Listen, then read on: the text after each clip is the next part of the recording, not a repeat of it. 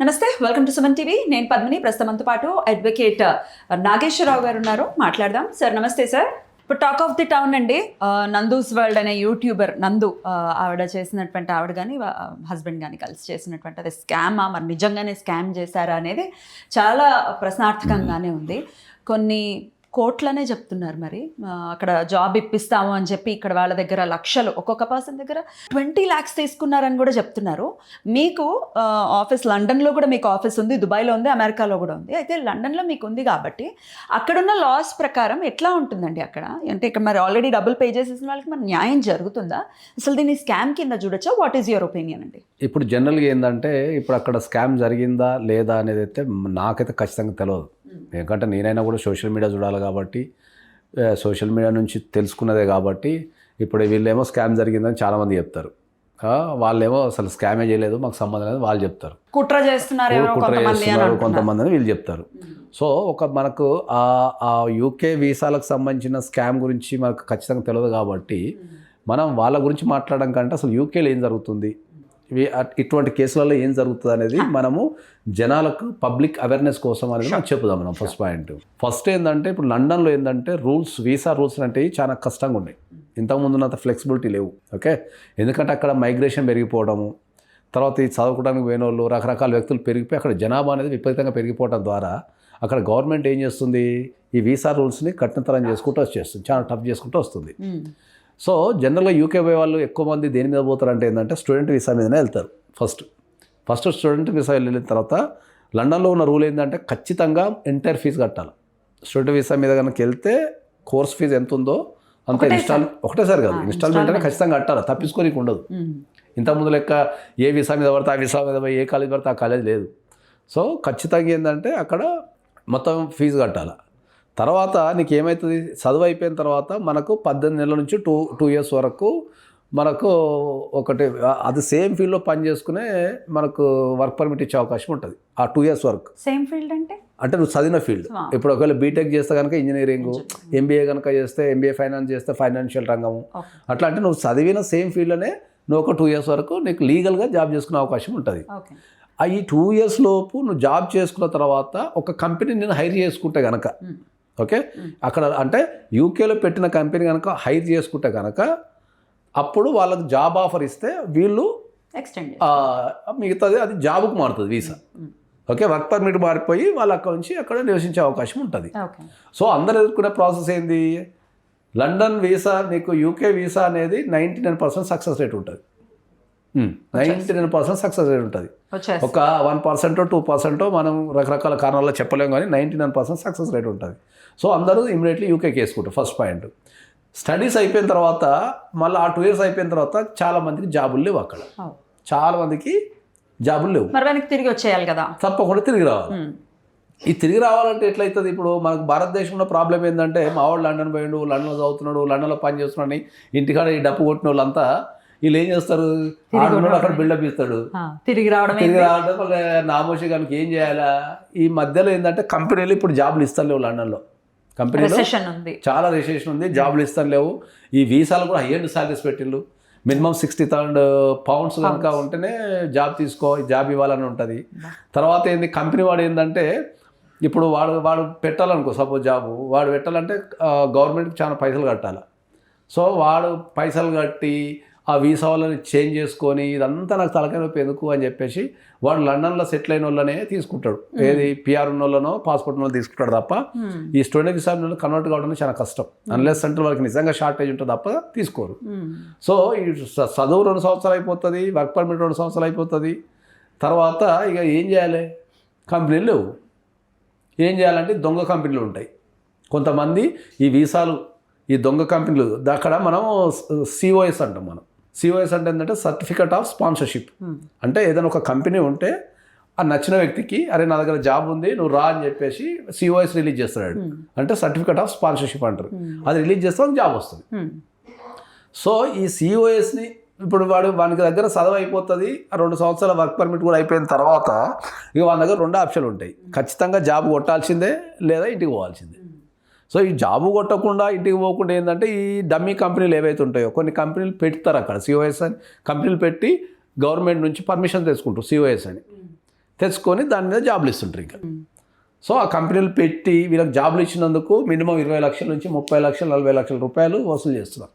Depend upon the persons necessity, వాళ్ళకున్న కెపాసిటీని బట్టి యావరేజ్గా 20 లక్షల నుంచి 50 లక్షలు స్పాన్సర్ చేస్తున్నారు. ఇప్పుడు వీళ్ళకి కూడా అట్లనే పదుల సంఖ్యలో కంపెనీలు ఇప్పుడు ఉన్నాయి అని చెప్పి అదే వింటున్నాం. అంటున్నారు అంతే. ఇప్పుడు మనం అంటే వాళ్ళు నేరం చేసినా లేదని మనకు తెలియదు, కానీ ఇక్కడ ఎవరికి తెలియని ఒక బ్యూటిఫుల్ విషయం ఏంటంటే ఇంత మొత్తుకుంటున్న ఈ వ్యవస్థలో ఎవరికి తెలియని ఒక బ్యూటిఫుల్ విషయం ఏంటంటే ఎవరైతే పైసలు ఇచ్చిందో వాడు ఏమైనా కంప్లైంట్ ఇస్తే ఫస్ట్ వాళ్ళు లోపలికి పోతాడు. అక్కడ వాడిని వేసేస్తారు ఫస్ట్. ఎక్కడ? ఇక్కడ యూకేలో యూకేలో ఏంది, ఎవడన్నా పైసలు ఇస్తే ఫస్ట్ నువ్వు ఇల్లీగల్ పనులను ప్రోత్సహించినావు కాబట్టి నేనే తప్ప అని చెప్పి ఫస్ట్ నేను లోపటేస్తారు. ఇమ్మీడియట్లీ డిపోర్టేషన్ చేసి వీసా క్యాన్సిల్ చేస్తారు. This is the advantage in the UK. ఎవడన్నా పొల్యూషన్ పోయి సార్ నాకు వాడు జాబ్ ఇస్తా అంటే నేను 20 లక్షలు కట్టినా సార్ అన్నాడు అనుకో, ఫస్ట్ వీళ్ళు డిపోర్టేషన్ చేస్తారు. నువ్వు ఇల్లీగల్ పని చేస్తున్నావు వీడికి వచ్చి దేశంలో, నీకు జాబ్ రావాలంటే నువ్వు డైరెక్ట్ సంపాదించుకోవాలి, కానీ నువ్వు దొంగ సర్టిఫికేట్లు కొని జాబులు తెచ్చుకుంటావు అని చెప్పి ఫస్ట్ వీళ్ళు డిపోర్ట్ చేస్తారు. కంపెనీ ఎట్లా ఎంకరేజ్ చేస్తుంది అక్కడ గవర్నమెంట్? ఏది ఇప్పుడు ఎందుకు ఇప్పుడు నాకు కంపెనీ ఉంది, నా కంపెనీ యూకేలో ఉంది, నాకు సిఓఎస్ ఉంది, నేను అడ్వకేట్స్కి నేను సిఓఎస్ ఇవ్వచ్చు, అక్కడ నేను సిఓఎస్కి ఇవ్వచ్చు, ప్రతిదీ పేపర్ మీదనే ఉంటుంది. ఇప్పుడు నేను ఒక అడ్వకేట్ని కనుక నేను నియమించుకుంటే నేను ప్రతి నెల జీతం వేయాలా, ఖచ్చితంగా జీతం వేయాలా, గవర్నమెంట్కి ట్యాక్స్ కట్టాలా. ఒక నెల ట్యాక్స్ నేను 1500 to 2000 pounds కట్టాలా గవర్నమెంట్కి. ఒక నెలకు ఒక 1500 pounds అంటే it's nothing but 2 lakhs. 2 lakhs rupees నేను ట్యాక్స్ కట్టాలా. నిన్ను నియమించుకున్నందుకు నేను 2 lakhs రూపీస్ ట్యాక్స్ నెలకు. సంవత్సరానికి ఎంత కట్టాలా ఒక ఎంప్లాయ్కి? నిజంగా నాకు జెన్యూన్ రిక్వైర్మెంట్ ఉండి నాకు వర్క్ జరుగుతుందంటే నేను తీసుకుంటాను. ఇప్పుడు ఇప్పుడు నా ఆఫీస్ నుంచి నా 5 సిఓఎస్లు ఉన్నాయి, నాకు 5 నేను రిక్రూట్మెంట్ చేసుకోవచ్చు. నేను ఏమైనా తప్పు చేసిన అనుకో క్యాన్సిల్, నా వీసా క్యాన్సిల్ చేసేస్తారు, నా కంపెనీ క్యాన్సిల్ చేసేస్తారు, కంపెనీ మీద పెనాల్టీ కూడా ఇస్తారు. 60,000 pounds నుంచి పైకేసే అవకాశం ఉంది. ఇంకా నేను వేరే దేశస్తున్నా కాబట్టి, అంటే నాకు యూకే పాస్పోర్ట్ లేదు కాబట్టి నన్ను 14 years నుంచి లైఫ్ టైం జైలు వేసే అవకాశం కూడా ఉంది. అక్కడ యూకే సిటిజన్ ఉంటే కొద్దిగా అడ్వాంటేజ్. అక్కడ కనుక యూకే పాస్పోర్ట్ ఉండి ఇటువంటి క్రైమ్స్ చేసినా కూడా కొద్దిగా అడ్వాంటేజ్. అడ్వాంటేజ్ ఏంటంటే మనకున్నంత ఉండవు. ఫస్ట్ మనల్ని వేరే దేశంలో కూడా ఇమీడియట్ లోపల వేసేస్తారు, తర్వాత వీసా క్యాన్సిల్ చేసేస్తారు, తర్వాత అంత చికాకు అవుతుంది. యూకే పౌరుని లోపటేసుడు ఇదంతా ఉండదు, కేసులు నడుస్తూనే ఉంటుంది. అది నడుస్తూనే ఆడ మన భారతదేశంలో స్పందించేంత స్పీడ్గా పోలీసులు అక్కడ స్పందించారు. ప్రతిదీ ఒక సిస్టమ్ ప్రకారం ఒక పర్ఫెక్ట్ ఇన్వెస్టిగేషన్ చేసుకొని వెళ్ళిపోతుంటారు తప్ప ఇప్పుడు మన భారతదేశంలో కనుక సార్ పలానా పైసలు తీసుకుంటే పక్కన ఎత్తుకొచ్చేటట్టు ఉండదండి. అది ముందు ఆయనక చూడకుండా మనకి ఫోన్ చేస్తారు, ఏం రా పలానా దగ్గర పైసలు తీసుకున్నావు అంటారు మన వాళ్ళు. అవును సార్ తీసుకున్నాడు, కథం అయిపోయినాడు. మన ఎందుకు తీసుకున్నావు తర్వాత విషయం వాడు పుట్టుకున్న వాడు చెప్పేలో మీరు ఎత్తుకొచ్చేస్తారు. అక్కడ అట్లా కాదు. అక్కడ ప్రతిదీ పక్కాగా ఎవిడెన్స్ అంతా సేకరించుకొని ఇది జరిగిందా లేదా అనేది మొత్తం తెలుసుకొని ఒక కంప్లైంట్ ఇచ్చిన తర్వాత 2 నుంచి 3 నెలలు పడుతుంది అది ప్రైమరీ ఇన్వెస్టిగేషన్ జరగడానికి. ఆ జరిగే క్రమంలో ఏమవుతుంది అంటే ఎవరైతే కంప్లైంట్ ఇస్తారో ఫస్ట్ వెళ్ళిపోతారు.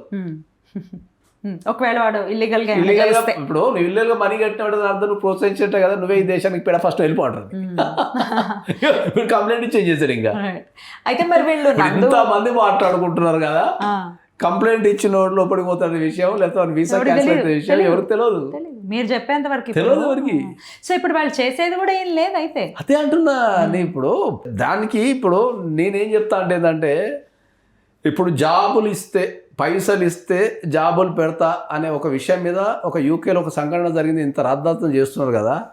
హైదరాబాద్లో గల్లీకు ఆఫీస్ ఉంది, గల్లీకు ఆఫీస్ ఉంది. 2 లక్షలు కడితే 3 లక్షలు కడితే జాబ్ వస్తుంది, హెచ్ఆర్తో మాట్లాడతాము, జాబ్ వస్తుంది, నీకు నెలకు అంత ఇస్తావు ఇంత ఇస్తావు అనేది గల్లీకు ఆఫీస్ ఉంది. యూకే కాబట్టి 2 లక్షలు తీసుకున్నారు, ఇండియా కాబట్టి 2 లక్షలు తీసుకుంటారు. ఏముంది చెప్పు, నాకు అర్థం కాదు. ఎవరి మైండ్ సెట్ మారాలా? ఎవరి మైండ్ సెట్ యువత మైండ్ సెట్ మారాలా? బ్యాక్ డోర్స్ పనిచేయవు.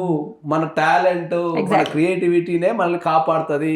కాబట్టి నేను టాలెంట్ పెంచుకుంటా, లేకపోతే మంచిగా చదువుకుంటా, మంచి మార్కులు తెచ్చుకుంటా, ఒక కొత్త ప్రయోగం చేస్తా, ఒక క్రియేటివిటీ. నువ్వు వీటి మీద దృష్టి పెట్టకుండా నువ్వు ఏదో చదువుతావు, దాని మీద నాకు జాబ్ రావటం లేదు, నేను జాబులు కొంటా అంటే ఏడ వర్కౌట్ అవుతుంది? ప్రపంచంలో నిజంగా జాబ్ ఉన్న దగ్గర ఎవరు కూడా పైసలు అడగడు. అవును కరెక్ట్. ఇప్పుడు నేను ఇన్ని కంపెనీలు నడిపిస్తున్నా కదా, నాకు జాబ్ చేసిన వాళ్ళు దొరుకుతలేరు. నేను కాలు పట్టుకొని బతిలాడుతా రండి అయ్యా పని చేస్తా అంటే దొరుకుతలేరు. నేను ఎందుకు పైసలు తీసుకుంటా? అయితే ఇప్పుడు వాళ్ళు డబ్బులు కట్టేసిన వాళ్ళకి అక్కడ ఎలాగో న్యాయం జరగదు అంటున్నారు. పోనీ ఇక్కడ ఇండియా నుంచి వాళ్ళు ఒకవేళ ఇండియా నుంచి ఎట్లా చేస్తారు? ఎట్లా చేస్తారు? జరిగిన క్రైమ్ యూకేలో జరిగిన క్రైమ్ యూకేలో ఇక్కడ వేయడానికి ఉండదా? ఎట్లా చేస్తాం ఇండియాలో? ఇప్పుడు ఇండియాలో మీకు అర్థమయ్యే భాషలో యూకేలో యాక్సిడెంట్ జరిగింది అనుకో, ఇండియా వచ్చి కంప్లైంట్ ఇస్తారా? ఇవ్వం కదా. క్రైమ్ లో సింపుల్ లాజిక్. అది ఇండియాకి రిలేటెడ్ ఏం లేదు. So there's ఇండియాకి nothing to do. రిలేటెడ్ ఏం లేదు. ఇండియాకి రిలేటెడ్ ఏం లేదు. ఒకవేళ ఇది యూకే గవర్నమెంట్ ఒకవేళ సీరియస్ గా తీసుకుంటే, ఒకవేళ నిజంగానే స్కామ్ గనక ఇలా జరిగి ఉంటే నందు వాళ్ళ ఫ్యామిలీ మీద ఎటువంటి యాక్షన్ తీసుకుంటారు? అసలు ప్రపంచంలో ఉన్న లోపాలన్నీ యూకేలో ఉంటాయి. మీకు మీరంటే మీకు ఇమిగ్రేషన్ మీద అవగాహన లేదో కానీ ప్రపంచంలో ఉన్న లోపాలన్నీ యూకేలో ఉంటాయి. ఇంకా ఎన్ని లోపాలు అంటే లోపాలు ఉంటాయి. చక్కగా వాడుకోవచ్చా? లోపాలు చాలా ఉంటాయి కాబట్టి మన యూకే గురించి ఎంత తక్కువ మాట్లాడడం అంత వచ్చింది. సో ఏం జరుగుతుందో చాలా ఉత్కంఠ. అంటే వాళ్ళైతే చాలా ధైర్యం. లేదు, నేను సీరియస్గా ఏం చెప్తా అంటే ఏంటంటే ప్రతి ఒక్కరికి నేను సీరియస్గా చెప్పగలిగేది ఏంటంటే, ఎందుకు అంటే ఇప్పుడు నేను యూకే వెళ్తా రెగ్యులర్గా, అమెరికా వెళ్తా రెగ్యులర్గా, కొన్ని వందల మందిని వేల మందిని చూస్తుంటా కదా నేను అక్కడ, స్టూడెంట్స్ని కానీ వాళ్ళు పనిచేసేలో కానీ చూస్తుంటా కదా. నేను ఏం చెప్తా అంటే ఏంటంటే, మీరు అప్పులు చేసి లోన్లు తీసుకొని ఏదో సాధిస్తామని ఆ దేశానికి పోయి ఆ వీసాలు చక్కగా లేక ఆ పరిస్థితులు చక్కగా లేక ఆడ పార్ట్ టైం జాబులు చేసుకుంటూ నిద్ర లేక తిండి లేక ఏదో బిల్డప్ ఇచ్చిన ఎత్తుబాట నేను ఈ భారతదేశం ఏం సంపాదించుకుంటారు? ఏదైతే లీగల్గా సంపాదించుకుంటున్నారా? కాదు. ఇప్పుడు యూకేలో 20 hours వర్క్ పర్మిట్, ఏది స్టూడెంట్ వీసా మీద ఉన్నప్పుడు వీక్లీ 20 hours పని చేయాలా? వీక్లీ 20 hours పని చేస్తే నీకు పర్ అవర్కి $20 20 pounds వేసుకో, 20 pounds వేసుకో, ఎంత వస్తుంది? 400 వస్తుంది. 400 అంతా కలిపితే నీకు 1600 వస్తుంది. 1600 ఖర్చులకే పోతాయాడ. కాస్ట్ ఆఫ్ లివింగే పోతుంది నీకు, తిండికి ఖర్చులకు వాటికే పోతుంది. నువ్వు బతకడం కోసం పార్ట్ టైం చేసుకోవడానికి పెట్టింది గవర్నమెంట్. ఏదో నీకు కొద్దిగా ఎక్స్ప్లోర్ వస్తుంది, వాళ్ళకి కొద్దిగా ఎంప్లాయ్మెంట్ తక్కువ చీప్లో దొరుకుతుంది చెప్పి పెట్టింది తప్ప మన వాళ్ళు ఏం చేస్తారు? ఈ 20 hours తీసి పడేసి మనకు డైలీ 10 గంటలు 12 గంటలు చేస్తారు డైలీ. ఇంకా చాలామంది ఇంకా మీకు అంటే ఇప్పుడు నేను డైలీ 20 hours పని చేసేవాళ్ళు కూడా ఉన్నారు. నిజంగా చెప్తున్నా, ప్రామిస్. జీవితం అండి అది. అందుకే నేను చదువుకునే ఏజ్లో అందరికి అదే చెప్తున్నాను. చదువుకునే ఏజ్లో ఫారిన్ కంట్రీస్కి వెళ్ళాలి అంటే ఓకే, నువ్వు టెక్నికల్గా హై స్టాండర్డ్స్ ఉంటే వెళ్ళు, లేదా ఇంట్లో సచ్చేంత డబ్బు ఉంటే వెళ్ళు. ఇంకంతే, ఈ రెండే. నీకు టెక్నికల్ హై స్టాండర్డ్స్ ఉన్నాయి, ఇంటర్నేషనల్ లెవెల్లో నువ్వు ప్రయోగాలు చేయాలా, నీకు హయ్యెస్ట్ మార్క్స్ ఉన్నాయి, బాగా విపరీతమైన నువ్వు చాలా బ్రిలియంట్ స్టూడెంట్ అనుకుంటే వెళ్ళు. అట్లాంటి వాళ్ళ గౌరవం ఉంటుంది. లేదా మా ఇంట్లో పైసలు ఎక్కువ అయిపోయినాయి, ఏం కాదు, 1 కోటి 2 కోట్లు పోయినా ఏం కాదు, అట్లా పోయి మంచిగా 2 సంవత్సరాలు మంచిగా చదువుకుంటా, మంచిగా ఎక్స్ప్లోర్ చేస్తా, నేర్చుకుంటా అంటే వెళ్ళు. సంపాదించడం కోసం చదువుల పేరు పెట్టుకొని వెళ్ళొద్దు అని చెప్తున్నా నేను. మిడిల్ క్లాస్ వాళ్ళకి కాదు అని అంటున్నారు. ఇండియాలో లేవా కాలేజీలు? ఇండియాలో చదువుకోవడం లేదా? ఇండియాలో లేవా కాలేజీలు? ఇంకొక ప్రశ్న సార్, వాళ్ళ కేసు పక్కన పెట్టేసి ఇప్పుడు మీరు అన్నట్టుగా గల్లీకి ఒక ఆఫీస్ ఉంది, ఇట్లాంటిది నేను ఉద్యోగం ఇప్పిస్తాను లక్షల్లో దండుకుంటున్నాను. మరి ఇట్లాంటి వాళ్ళు ఒకవేళ ఇక్కడ అట్లాంటి కేసెస్ ఒకవేళ పెడితే న్యాయం జరుగుతుందా? ఏ న్యాయం జరుగుతుంది? దేశంలో వాడు ఆల్రెడీ తీసుకున్న పైసలని ఖర్చు పెట్టేస్తాడు అంతే. వాడు మోసం చేసినట్టు పోయి కంప్లైంట్ ఇస్తారు, వాడిని ఎత్తుకొచ్చి 1 నెల రోజులు జైలు పెడతారు. అంతేనా? కదా, నెల జైలు పెడతారు, వీడు అడిపోతాడు, వాడు అడిపోతాడు. వీడు కట్టినోడేమో వాడు మోసం చేసిన వాడు తిరుగుతుంటాడు, వీడేమో వాడి పైసలు వీడు చేసుకుంటాడు. కట్ చేస్తే అది కేసు వచ్చారు, వీడు మర్చిపోతాడు, వాడు మర్చిపోతాడు. ఎన్నాళ్ళు పడుతుందండి ఈ కేసు? అసలు యావరేజ్గా 5 సంవత్సరాలు పడుతుంది. ఈ 5 సంవత్సరాలు వీడు ఉన్నాడు దగ్గర. వీడు మళ్ళీ ఇంతకుముందు చెప్పినట్టు ఈడ మోసపోయినా కదా అని మళ్ళీ ఇంటికి పోయి మళ్ళీ కొత్త బిల్లు పెడతాడు, యూకే చదువుకుంటా అంటాడు, యూకే పోతాడు, ఈ కేసు ఆడైపోతుంది. సైకిల్ అది.